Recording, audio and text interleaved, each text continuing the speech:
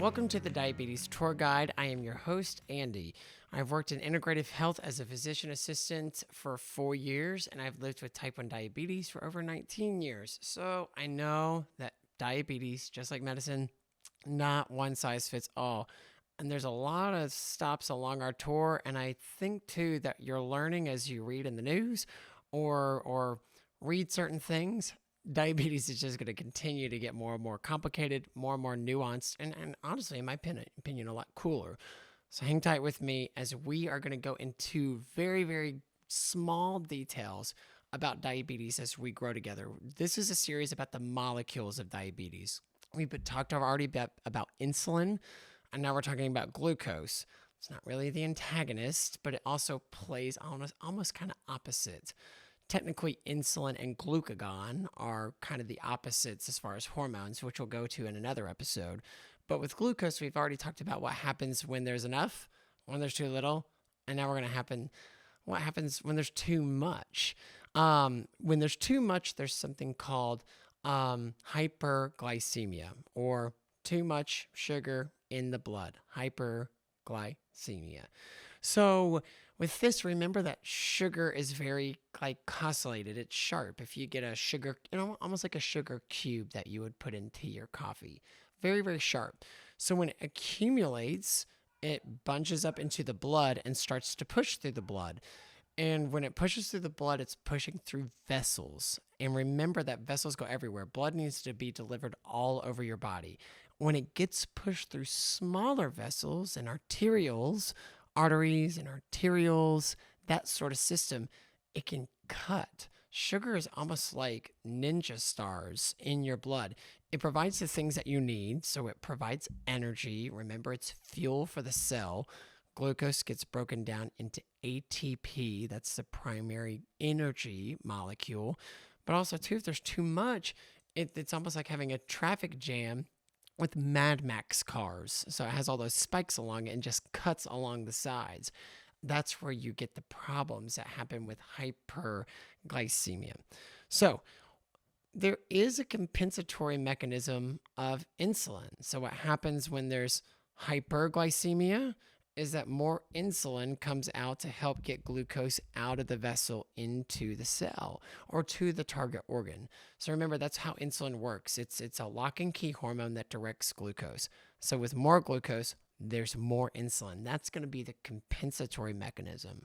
Remember, with low blood sugar, it's epinephrine that's telling your body make more glucose. So glycogen, which is in the liver, gets broken down to glucose, which then comes out and helps out with low blood sugar. Different with high blood sugar. Basically, it's more insulin to kind of even out that seesaw. So signs of hyperglycemia: increased thirst, dry mouth, increased urination, unintentional weight loss, fatigue, blurred vision, and neurological symptoms if left untreated. So what does this mean? Increased thirst. Water helps out with glucose. So your body is going to say, give me more water. I'm thirsty. I need more liquid to get into the cell. I need more fluid to help even out glucose's harmful damage. Dry mouth. You're basically, the water is being taken, the space is being taken up by glucose. You need more water, you're going to have dry mouth. Increased urination. Your body is trying to flush out glucose. It wants to get rid of it, which is also why you feel thirsty. You're urinating to get glucose out. Unintentional weight loss. So too, with hyperglycemia, you would think that there would be more weight gain.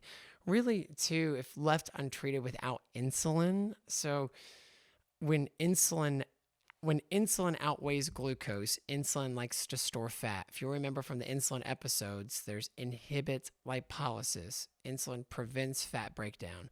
So if you have enough insulin on board, you might actually have some weight gain. But over time, the insulin kind of peters out, and if glucose dominates, you'll actually have weight loss with it. Fatigue and blurred vision, this is because all that sharp ninja stars are going throughout your entire body. It tires you out. You can also think about glucose as syrup. That's a sugary, thick, viscous substance. So think about your blood as syrup instead of nice flowing water. You're going to feel sluggish and you're going to feel tired. Neurological symptoms, this too is because it puts pressure on your nervous systems. All those nerves that come around and surround the arteries and vessels and muscles can get irritated and inflamed. And two, you're not supporting enough nutrients through the vessels and through the arteries to get to those places. Really, you're thinking about feet. Feet and fingers are the last things in your body to get substance from the blood. And the blood's full of glucose. It can't do what it needs to do. So neurological symptoms can happen: numbness, tingling. So what causes high blood sugar? Remember, it's the imbalance of insulin and glucose. But things like stress, things like illness too, with what you can probably hear in my chest right now too. Let's see what my blood sugar is right now, just to see if I'm kind of on track with blood glucose. 165, but I am trending upwards too. So with 165 on mine, I might actually be a little bit higher because I feel under the weather. Actually having a diagnosis of diabetes, we haven't really gotten to the strict diagnosis part of the disease state, but having diabetes in any form can happen just from not having optimal medications on board, or two, having medication errors. Poor nutrition and little exercise, dehydration, those are some of the more common reasons we see hyperglycemia. The American lifestyle is very hard. It's very stressful. We work a lot and sit a lot, and to get foods that are fast and not really nutrient dense. So we have a lot of opportunity in this country really to actually get something like diabetes or to have episodes of hyperglycemia. So technically it's the underlying pathophysiology. So this is why things happen. It represents an interaction between beta cell function. Remember, insulin comes from beta cells, and then to peripheral and hepatic insulin resistance. So this means outward, peripheral, hepatic is liver, insulin resistance. So it leads to abnormal glucose production. So a lot of it is kind of this vicious cycle. If we're feeding our body too much glucose and not utilizing the body enough to get glucose where it needs to go, exercise, good sleep, dehydrating, then two, glucose can accumulate. And then two, as it accumulates, insulin goes up as well. So that it impairs the cells that make insulin, like beta cells. There are repercussions of high blood sugar. We talked about blurred vision. There's something called, I always think of eyes, kidneys, and feet. So retinopathy, nephropathy, neuropathy. So eyes, kidneys, feet. And that's a lot of it is because we're damaging the vessels that happen within these organs, and we're not supporting them with what we need, which is the blood supply. So how do you fix a high blood sugar? A lot of it is getting medications on board. Two, that's kind of the end route. Really, there's a treatment algorithm that really starts with proper nutrition and exercise. Everybody can bring their blood sugar down by drinking more water, by eating less carbohydrates, less sugars, more natural foods. If you're thinking about fats and proteins, those don't break down so much to glucose like carbohydrates do, if you remember from our first glucose episode.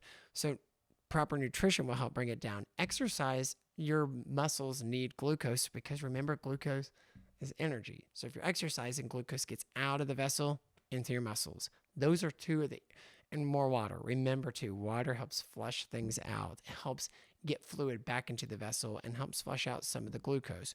Those are the three best ways. Then you're really looking into medication management, which is going to be in future episodes. All I want you to remember today is that homeostasis means that glucose is here.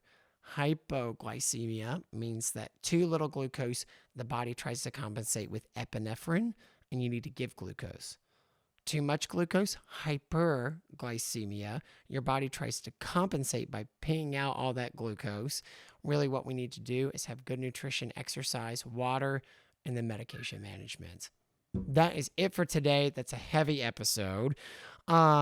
Two, please comment and make comments in the section and ask me questions. We're going to have episodes solely dedicated to questions about diabetes, whether it has to do with what we talked about or just anything you're interested in. And two, I would love ideas of where we can take this tour together along the diabetes tour guide. So for now, take care.